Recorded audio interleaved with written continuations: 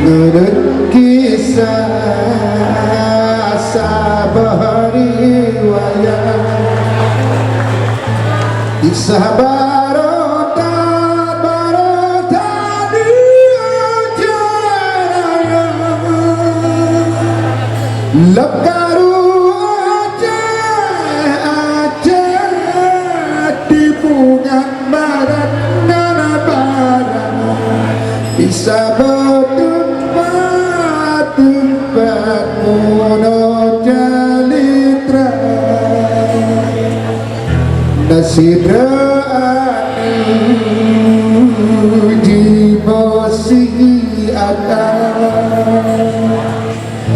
lap jud saan hai pomaduan poma gudanya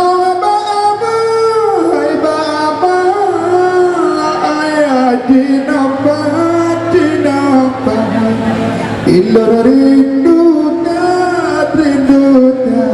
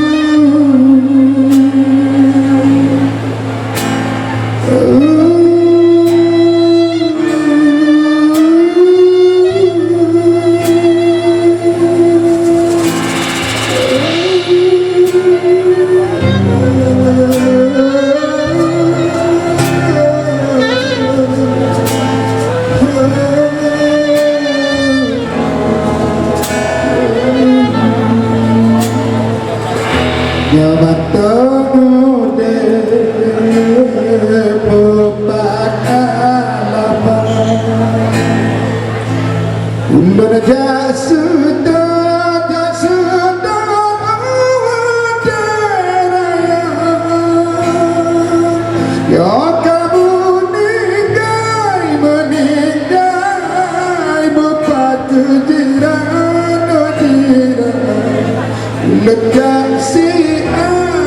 si ada baca doa si lepo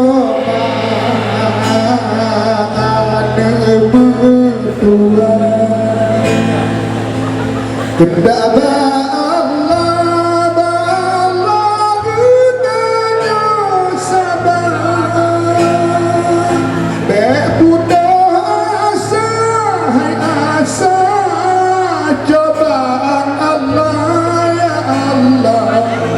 sabar ngantabang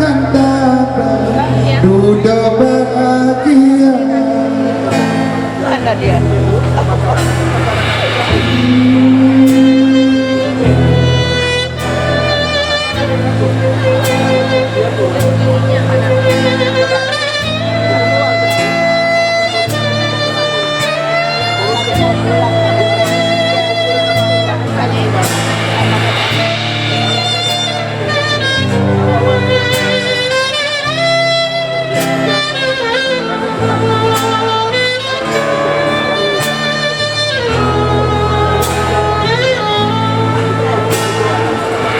hidup di bawah tali ayam lunjak turun padu bahanun ribu ganda karena septanya kendaba Allah sabar ngantabang muda bahagia dalam kedua kanibah Allah ube musibah menentu dengan Aceh beaman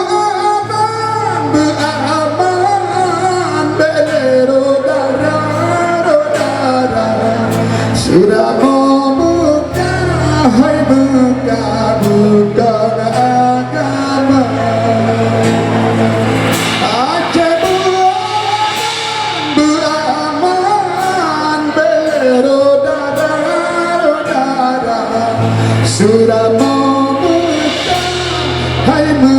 buka